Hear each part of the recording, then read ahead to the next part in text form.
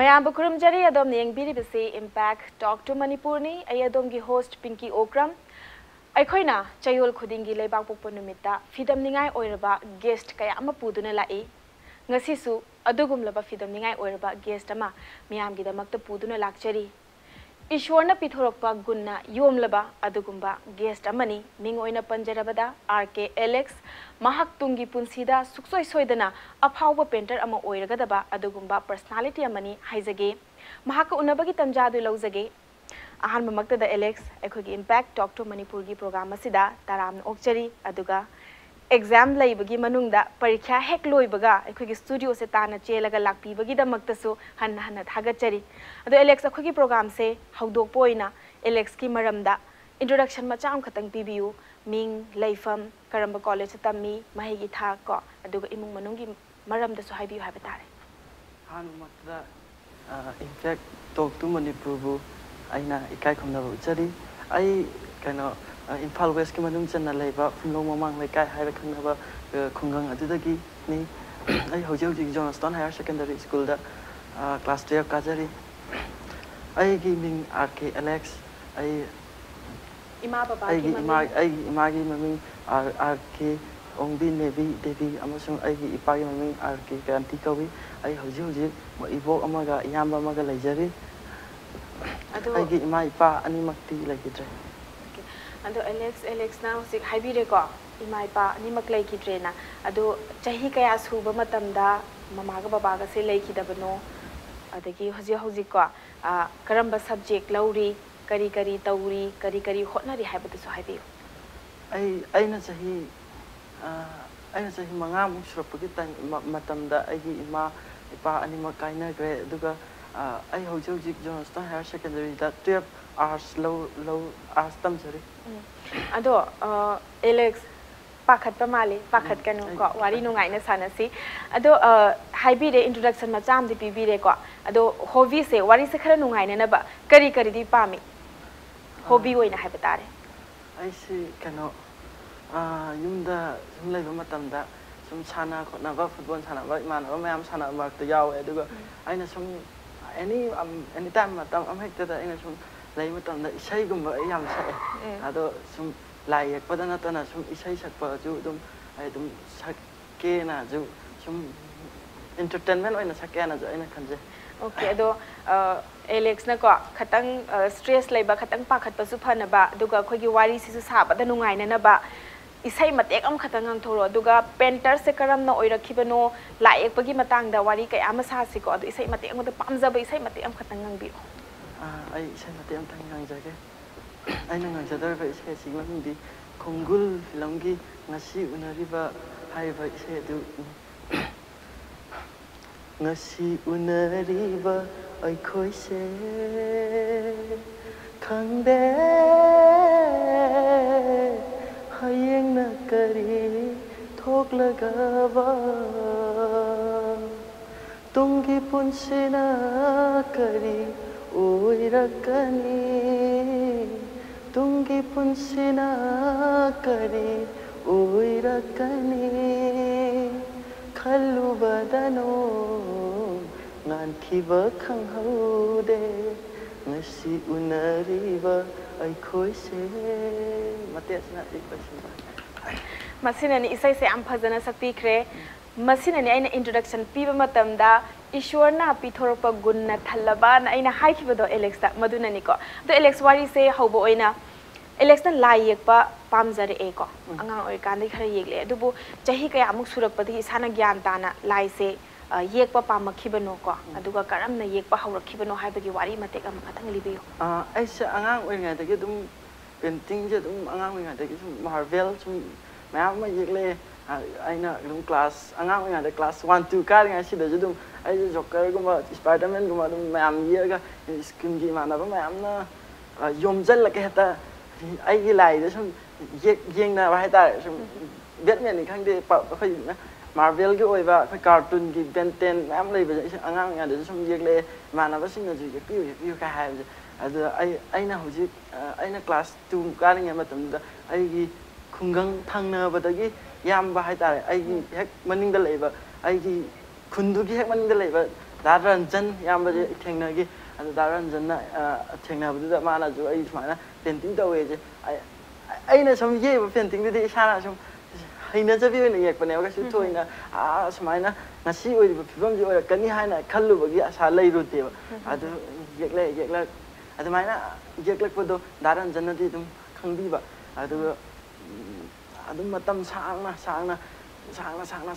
lak aba matam da ai Daranjan sum thengna gidre thengna matamjida Daranjan aina class 10 loiba matung Daranjan amuk thengna reba adu no na Alex nang lai ye ba hangai adu aina ai Daranjan ai lai paje sum kau ye panatana pura yek tre ai adu pura yek tre Daranjan kan to kai gi pura yek tre na Daranjan ai gi family ai mung anung ju kan to te mai pa ju lai tam na bubok na akui gi damak ta hotna paje ngamak tra matam di ka dum awa mayok ne duna yum gi na hotna sai thabak ngang suraga kan to rage kholage Daranjan si onjal lagum ge na hai Daranjan kari gi onjan loi doi no kaino aina ngamna mateng pang ni ha Daranjan na ha na mateng pang bi re da gi mo thangmai ban da leiba orphan home punya nawa yai fakol gi madam nebem ha khangna ba madam eni mana jo ai gi lai pa da dum chauna moi ani adum ai khoi school gi oja sar joy chan hojuk ji Johnston da leiba moi ngam dina dum ai yokhat piraga lai pa je dum ai na dum ngam bai chang yek le aduga hojik na mo mai yek la matam ji da hambo da lai yek pa ji su yek ga ji leiba express to ba ma chang aduda Canada I express to was kasi mi khara khaktana Alexa lai khangba khaktana tana hojiti ai kano ke kanglai pak ni steng bang ki member executive member oi ba ai gi mama Nomita ga thengna ba gi angang ji mana ai bu yam nung sibi ba phok ba mama duna mana sindi lang bi ga mathang nai na Masih kongsa si fau ba yaurakre natra matang nai na yaura adu mama Nomita gi matung lagi kafil ISTV kafilip na jamam habiraga adu pabum Sharachandra makhoi aibu samaina aibu yokhat biba mi singbo aina ishor makni aina ai mamma ba igi punsi bu mangan achau mangan bibi bane na aina khanje tam nungai ko tabada ado Alex na hai ko siki Daranjan je thengna ba matam da ai lai yek tre ai imungi awat apa le rakpa matam da di lai yek pangam da bani na haiba amasu haigi ko bobok mathanda ga su lai na haire dada amaga lai haire ado bobok se kari tawi aduga Alex ki dada na kari tawi haibadi yum se chalai na bo hona bada Alex na karam na mateng pangi ai yamba ai gi dada ji RK Napoleon kawe ma handak 12 loi bada ngai ri ma first semester gi kano NG college taming chalamaga Chandigarh da kano gi MR haiba do kano gi DDU GKY haiba scheme dina puraga training to bagi ma gi kano da Chandigarh da lai gi aduga ai gi iwo ti ai bu pisak pe ngai da gi kai karai da soikini karai da kano to kini hai dina group na sena pi ra iwo na hai ai gi kano ji ai gi iwo ki ai pupu je lai pa yam na hai aduna ai lai pupu ki gundo lauraga Alex na le yek pa hai rini hai bagi ai lai ko dum pupu gi gun lau bani na bo na dum ai lai pa dum yokhat pi do khoi bo ado lai se karam makhal gi lai hoi anga oi kanda pa ma ga yek pa lai se na ama oi gre ko aduga aduna taba fazana gyan taraga lai yek pa horok pa matam sida karam ba makhal gi lai ye aduga Alex na hoji fau bada yeglak pa lai se masing kaya sure ai sa nga oi nga ti kano ma bentin ma am yem bata ga hojik ti ai kano unique khoi Manipur gi culture gi oi ba yokhat pa ya ba masak tak pa ya ba mayam ma hojik yek che duga mayam na ai gi lai ji bu nung si bi du na ai gi lai ji appreciate ta bi ko ina dum ai ngon da yak pi hai ba mi du gi family oi ba amasung saktam sagi saktam oi mayam ma ju yak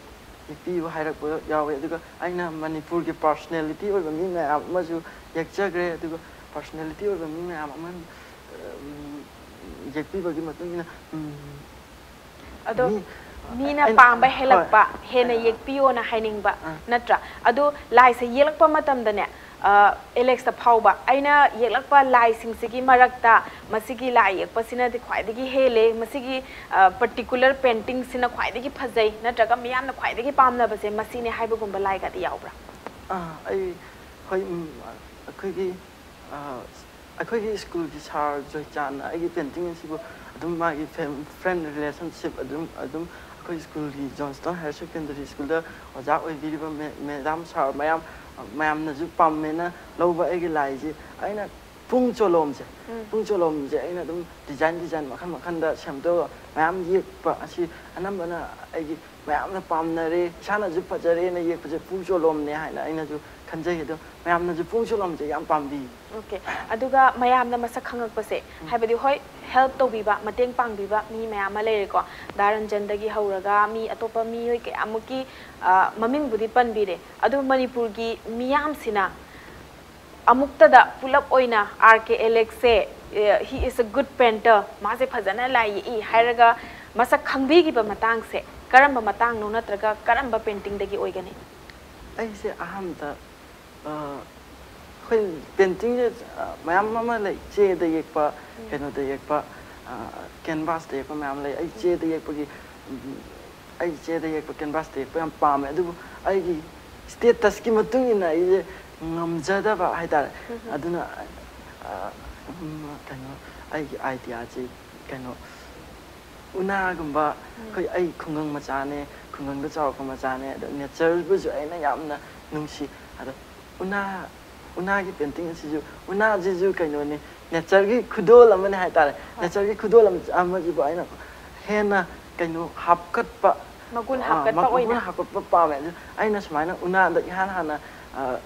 कोई school की John stone है वो Charles Jameson stone ये वो बता कि final pen मैं हमने प्रेस मीडिया मैं हम लाख तो ना जो ऐंगोंडा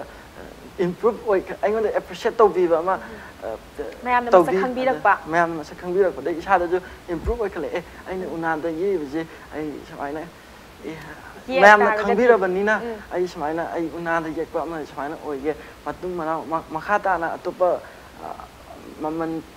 ममन नाइद्रबा पेंटिंग मैम अमा येलके ना इना खंजरी ओके अदो आइना खंगिंगी से चे द येकपगा और एनी अतोप टर्म ला येकपा मी अमना दरकार ओरगा सिजिनरीबा पोस्टिंग सिदा येकपगा को दुगु उना द येकपसे मसिदा इचम समना हाइरबदा चे द लाय अमा येकपगा को उना द लाय अमा येकपगा मखोय अनी सिगी खेतनबसे करी ओय येकपसे करमबदन हेना नुंगाय आइजे चे द येकपसे नुंगाय दो अगर अजु पामे पाम ताकजु मैमना खंगबीबा मैमना मुबीबदे उनादा अगी उनादा येकपा से मैमना खंगबी अदो मैम चेदे येकपा अगी पेंटर अफोबा यामबा मसुं लाइगो ओजा मैम मसु लाइबी अदना अजु तोंगानबा यूनिक ओइबा फोर अमतंग तौबा पामजदना इना उनादा येकजबने होय चेदा येकपसिदि अतोपा हाना ऑलरेडी फावरबा नत्रगा हुजिक अदुम हिरमसिदा याम हाइथोय सिंथोयबा कया अमसु लैरिको मखोइना अदुना उनादा येकपसिना खतंग अनौबसु ओइबा मयामनसु पामनब सी सुया माले उनादा येकप लाइदगी उरुबदगी अखोइसु तसेंग एलेक्स खंगखिबने नत्रा अदु करम्बा मखलगी कलर से अखोइना चेदा येकप मतमदा एलेक्स सिजनरीबा कलर से मसिगा उनादा येकप मतमदा सिजनरीबा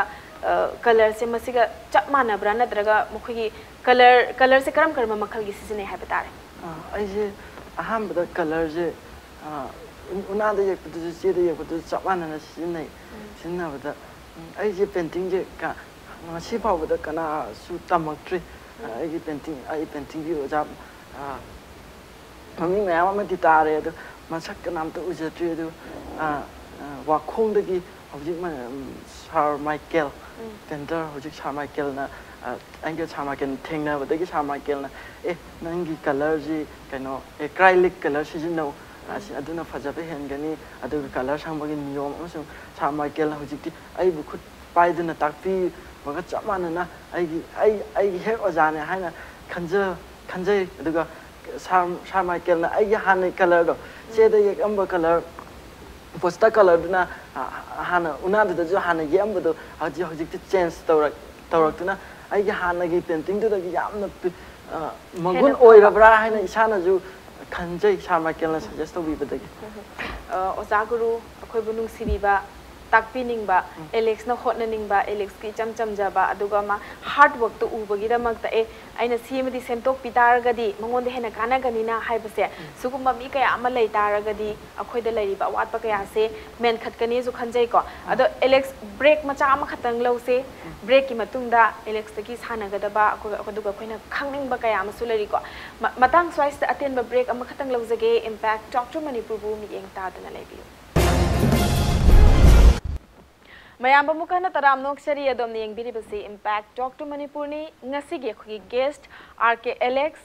तुंगी पुंसीदा सुक्सोय सोयदना फाउबा पेंटर अमा सुक्सोय सोयदना ओइरगदबा अदुगुम्बा पर्सनालिटी नि महाकुनबगी तंजादो मुखना लौजगे एलेक्स ब्रेक की ममांगदा सानख्रेको वारी टाइप्स ऑफ पेंटिंग्स हाइबसिदा मयामदगी कना ओजा नाइदना तमनरुबा नाइदना एलेक्स ना इथंदा येक्चरअगा हाइजरकपा मयामना सखंबिरकपसे मसिकिसे ख्वाइदगी चाउना क्रेडिट से कनादा पिनिंगी ngasiगी स्टेज से यौनबो होनाबदा आइना ngasi सुमाइना मयामना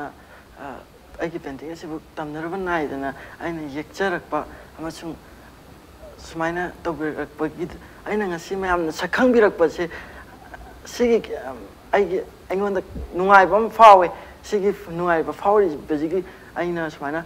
सिगी क्रेडिट से आइना आइगी याम्बा दारंजन अमसुं आइगी आइबु चाउनबो योगपिरकपा आइगी इबोक अमसुं आइगी फैमिली बैकग्राउंड मयाम अमसुं आइगी पेंटिंग बु मसक खंबिरिबा लैबिरिबा अमसुं आइगी आइ पेंटिंग बु नुंसिबिदुना आइगोंदा मतेंग बांबिरिबा मयाम आइना हाइबदा चिथाबा यावरगाजु पुनमक आइना क्रेडिट पिनिंग यामना फै अदुगा मथंग एलेक्स ते खंगनिंगबसे एलेक्स पुंसीदको आइना तौगे खनबा थबक अमदा होय मयामना मसक खंबिरेको मयामना मसक खंबिबसे मसिनादि लोइबा याबा नते ए आई मयामना मसक खंगिना मसिदा पेंथोप नतबा लाकदरि पुंसीजे आइना करी हेनदि तौरगा करीना आइगोंदा करी करी अतोपा मगुन लैबा जानो आइना करी हेना तमजनबा याय ओजा कनागी मतुंग इनसिगे हाइबगी तमनिंगबगी अमा एलेक्स यावरिसे मसि पुंसी जुपा मांगबिगनुको अदुगा आइना मथंग हंजनिंगबसे एलेक्स ना लाई येकपसिदा अखोइना तम्मगदी अखोइना उइको होय आई सामक लायेकपा मी अमा नते अदुबु लायेकपा मतमदा मयामना स्केल थारगा अमा मयाम तवइको मी मसकी पोर्ट्रेट से येकपा मतमदसु अदुबु एलेक्स ता सुकम तमदना येगलकपनिना फॉर एग्जांपल उना अमा लैरे उना सिदा मी से येलक्तोइनेबा अदु पिसुम अदगी नातोन चिनबान तारकपसे वाखंदा खल्लगा येंगिबा पोतुदा खल्लगा मानबा येकप्रा नत्रगा इसागी होइबा तोंगाना पुथोकजबा टेक्निक हाइदी सुमाइना सी पिबिसम मोइदि सुमाइ तौबा नातोन होइदि सुमाइ तौबा गाना अदुम इसागी टेक्निक कुम सिजिनाब्रा कमाइना तौगी आई येंगो पोतुदा इसाना मानबा ये अदुगा आइना सम सिगित समाइना सिगित मागी तांकक अमसुं मागी स्केल लौद्रगजु इसाना दम चांग हाइतारे चांग तो इसाना दम येंगजरगा अदुम ये अदो आइना एलेक्स की साइड उनामा थमगा लैबा उरेको मसिगी उना से आई हंगनिंगे करिनो ना याम हंगनिंगे हौजु फावबाय nga साइड गे हंगजदबनी अदुबु तंजा से लौजरगा एलेक्स ना पुरैबा उना से मसि करिनो मसिदा यावरिबा सक्तम से कनागिनो अदुगा कलर से करमना संगी कमाइना अज्यूम तौबी हाइबदे एक्सप्लेन तौबी आइगी सिगी उना जी कैनो पेंटिंग आइगी पेंटिंग खगी इम्पैक्ट टीवी की मनु हुतना की एंकर ओइबेरिबा आइगी सा रास नोंथोंगी सक्तम ने आइगी पेंटिंग खतंग वांगना थांकत पियो कैमरा दा मयामना सु उबिनाबा सा रास नोंथोंगी सक्तम खतंग वांगना थांकत पियो खगी कैमरा दा फजना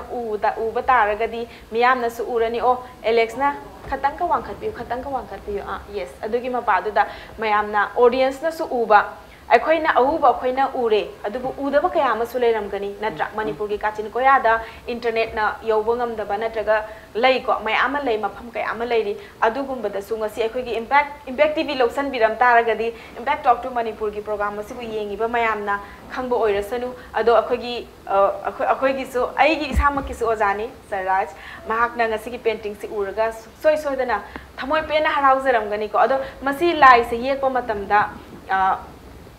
कलर सिजिनरीबसे नत्रगा मी अमा माननबा येगलकपा मतमदा अज्यूम तौबसे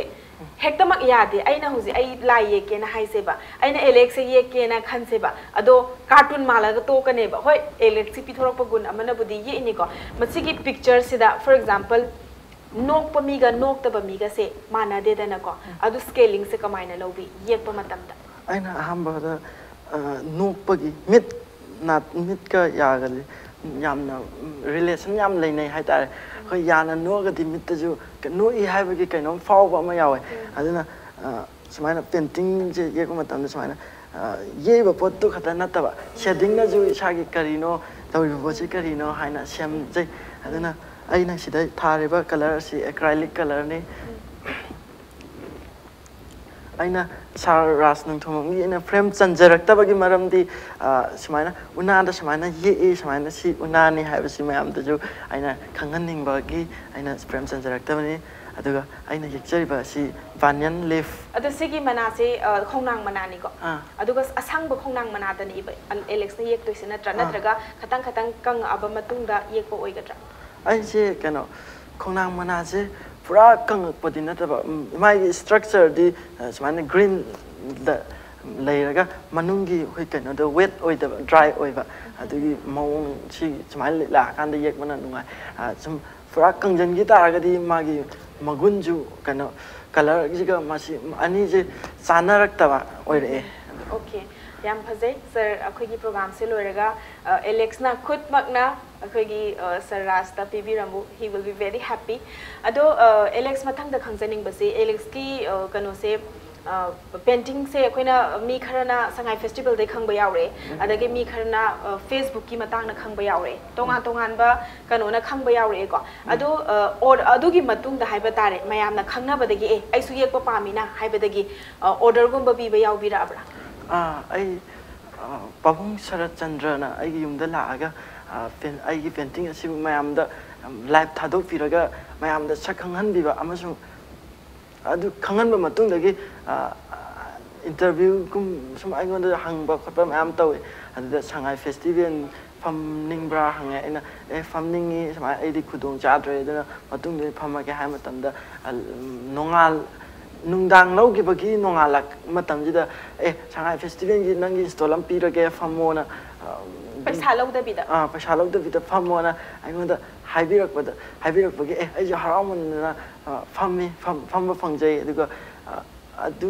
ꯑꯩꯅ ꯐꯝꯃꯤꯕ ꯄꯦꯟꯇꯤꯡ ꯑꯗꯨ ꯑꯩꯅ ꯁꯣ ꯇꯧꯔꯤꯕ ꯃꯌꯥꯝꯗ ꯎꯠꯂꯤꯕ ꯑꯗꯨ ꯎꯕꯤꯕꯗꯒꯤ ꯃꯌꯥꯝꯅ ꯅꯨꯡꯁꯤꯕꯤꯗꯨꯅ ꯑꯩꯒꯤ ꯄꯦꯟꯇꯤꯡ ꯂꯩꯔꯤꯕ ꯄꯦꯟꯇꯤꯡ ꯑꯗꯨ ꯃꯌꯥꯝꯅ ꯂꯩꯕꯤ ꯑꯗꯨꯒ ꯃꯌꯥꯝꯅꯁꯨ ꯑꯩꯕꯨ ꯅꯨꯡꯁꯤꯕ ꯐꯥꯎꯕꯤꯗꯨꯅ ꯌꯦꯛꯍꯟꯅꯤꯡꯕ ꯃꯌꯥꯝ ꯑꯃ ꯁꯤ ꯌꯦꯛꯄꯤꯕ ꯌꯥꯒꯗ꯭ꯔꯥ ꯁꯤ ꯌꯦꯛꯄꯤꯕ ꯌꯥꯒꯗ꯭ꯔꯥ ꯑꯩꯉꯣꯟꯗꯒꯤ ꯑꯗꯨꯝ ꯃꯁꯛꯁꯦ ꯐꯖꯅ ꯈꯪꯕ ꯍꯧꯔꯛꯑꯦꯕ ꯅꯠꯇ꯭ꯔꯥ ꯑꯗꯣ ꯈꯪꯕꯤꯕ ꯍꯧꯔꯛꯑꯦ ꯃꯄꯥꯟꯗꯒꯤ ꯃꯅꯤꯄꯨꯔꯅ ꯁꯉꯥꯏ ꯐꯦꯁꯇꯤꯚꯦꯜꯁꯦ ꯌꯦꯡꯕ ꯂꯥꯛꯄꯗꯒꯤ ꯂꯥꯛꯑꯦ ꯑꯗꯨꯃꯥꯏꯅꯀꯣ ꯑꯗꯨꯒ ꯂꯥꯏꯚ ꯊꯥꯗꯣꯛꯄꯗꯩꯁꯨ ꯂꯥꯛꯑꯦ ꯑꯗꯣ ꯃꯅꯤꯄꯨꯔꯒꯤ ꯃꯄꯥꯟꯒꯤ ꯀꯣ ꯃꯤꯅ ꯁꯉꯥꯏ ꯐꯦꯁꯇꯤꯚꯦꯜꯗ ꯂꯥꯛꯑꯒ ꯍꯥꯏꯔꯝꯕꯅꯤ ꯈꯪꯗꯦ ꯅꯠꯇ꯭ꯔꯒ ꯑꯇꯣꯞꯄ ꯃꯄꯥꯟꯒꯤ ꯃꯤꯅ ꯍꯥꯏꯇꯥꯔꯦꯅꯦ ꯑꯣꯔꯗꯔ ꯇꯧꯔꯛꯄꯒꯨꯝꯕ ꯁꯛ ꯈꯪꯕꯤꯕꯒꯨꯝꯕꯗꯤ ꯂꯩꯔꯕ ꯑꯩꯒꯤ ꯄꯦꯟꯇꯤꯡ ꯑꯁꯤ ꯑꯩ ꯑꯍꯥꯟꯕꯗꯗꯤ ꯑꯩꯈꯣꯏꯒꯤ ꯃꯅꯤꯄꯨꯔ ꯈꯛꯇꯗ ꯑꯗꯨꯝ ꯄꯨꯔꯥ ꯁꯤꯟ ꯊꯨꯡꯅ ꯉꯝꯗ꯭ꯔꯒꯁꯨ ꯑꯗꯨꯝ ꯃꯌꯥꯝꯅ ꯈꯪꯕꯤꯕ ꯃꯌꯥꯝꯅ ꯂꯩꯕꯤꯕ ꯍꯧꯔꯛꯑꯦ ꯑꯗꯨꯒ ꯑꯇꯣꯞꯄ ꯑꯥꯎꯠꯁꯥꯏꯠꯀꯤ ꯋꯥꯈꯜꯗꯤ ꯑꯩ ꯂꯩꯔꯨꯗꯦ ꯑꯗꯨꯒ ꯑꯩꯒꯤ ꯏꯕꯣꯛꯀꯤ ꯃꯧꯄꯥ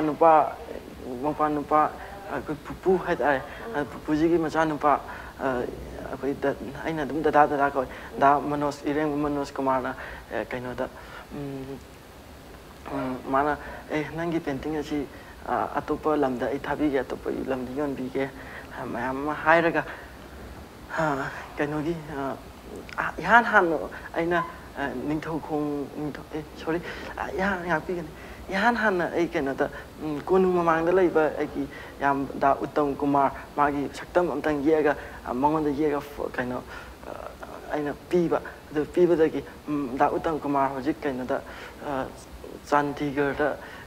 IT ꯀꯝꯄꯅꯤꯒꯤ ꯊꯕꯛ ꯇꯧꯔꯒ ꯂꯩ ꯃꯥꯅ ꯃꯥꯒꯤ ꯔꯤꯂꯦꯁꯟ ꯖꯄꯥꯟꯒꯤ ꯃꯤ ꯁꯨꯝ ꯃꯌꯥꯝ ꯑꯃ ꯑꯗꯨꯝ ꯈꯪꯍꯟꯕꯤꯕꯗꯒꯤ ꯍꯧꯖꯤꯛ ꯖꯄꯥꯟꯗꯒꯤꯁꯨ ꯑꯗꯨꯝ ꯌꯦꯛꯄꯤꯌꯨ ꯍꯥꯏꯅ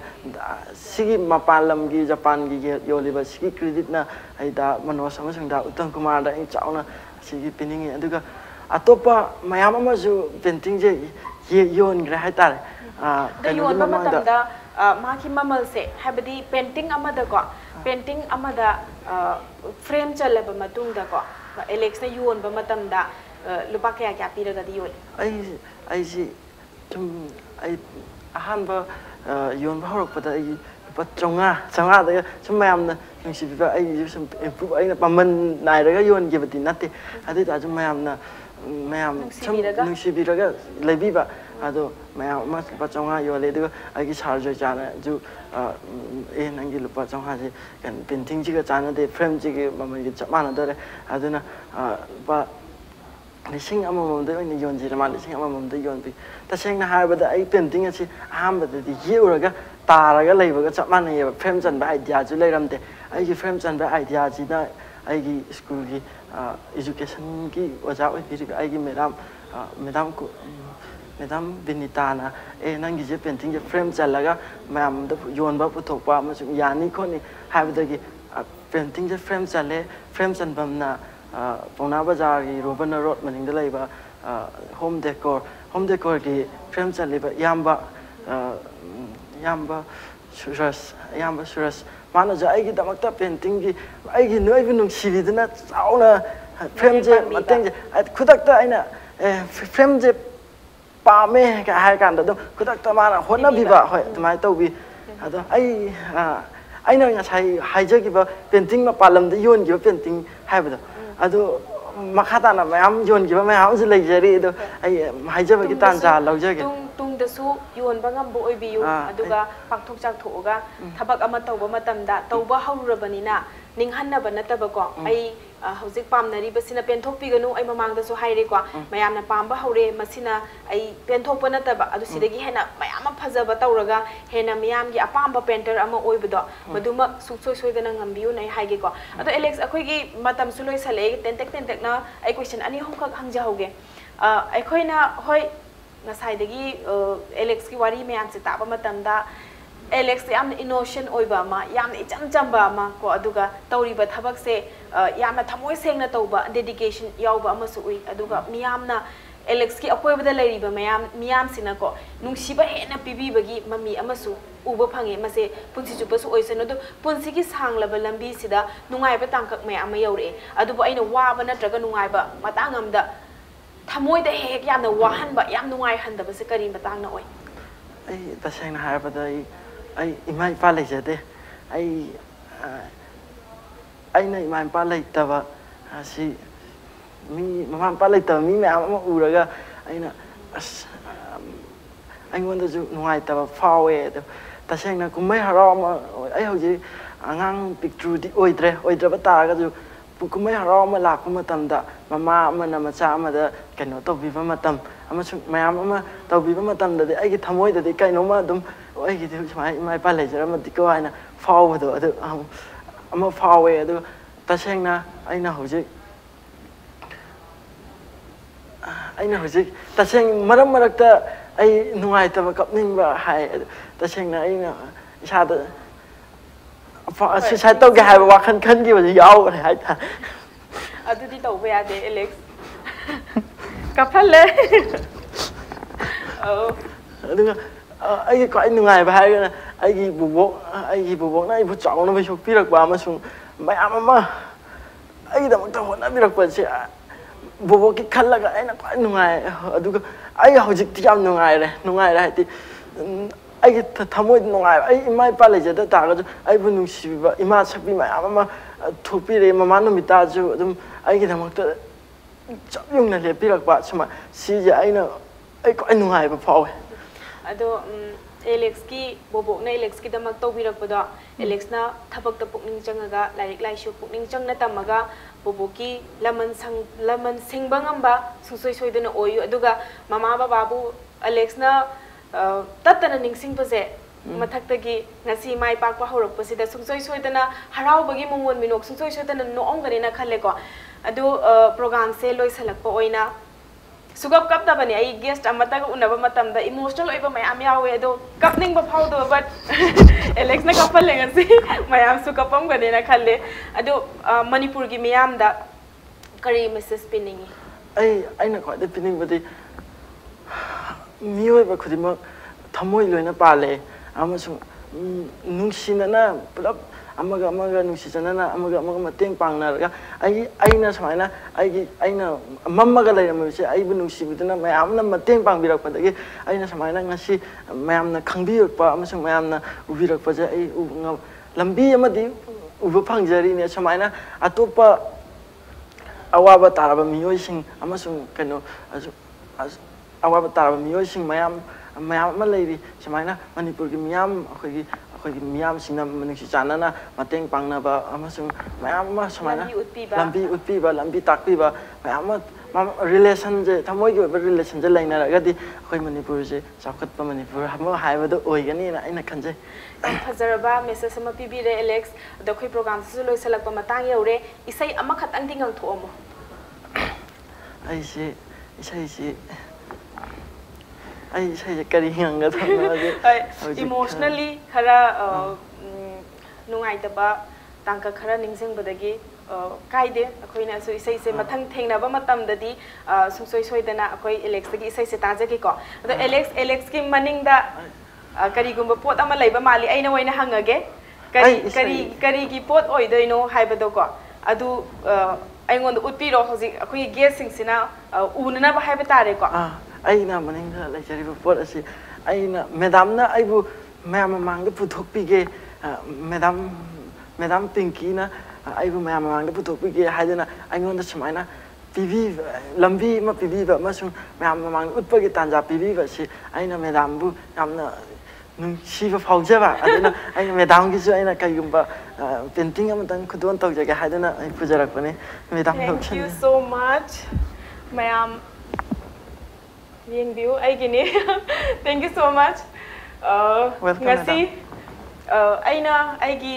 aina news ki lambi da ko aduga anchoring ki lambi zida lakpa se ai personality mai ama aphauba mi dagi hauraga mai ama wari sanaba matam da gyan loksing mai am phange ko but ngasi aina ithanda chauthok jaba phauri base masi ngasi na ahan bane haiba tare I feel so honored aduga Alex ka wari sanaba phang base yamna nungai aduga punsi da ko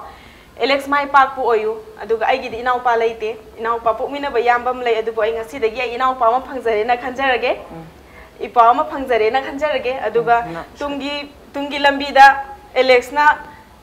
chiche Pinky ai darkar oire na haiba matam da ningsing piro ai adumak laigani ko adu tungi aduga matam exam dagi sula e matam achin baga dei kai thoro lak pase masi hanna thagachari masi haijage ko masi ni ngasi impact talk to Manipur gi episode mathangi ngasi gi guest asidi yamna nungai ba guest ama oina yamna naha oiba tamnaru banaidana mathanda as a painter thugla aga mayamna hausik sak khangbiraba tung the sungsoi soidana aphauba painter ama sungsoi soidana oiragadaba adugumba guest amani asugumba guest sing se koina Manipur gi miyamna inkhalakliba naha mayam sipu support tawminaraga afaba khunai ama puraknaba tausi natraga oimene sa haibado ai miyam da paujil jake masina ngasi impact talk to Manipur gi episode ngasi gi oinadi kainena biya thang nizari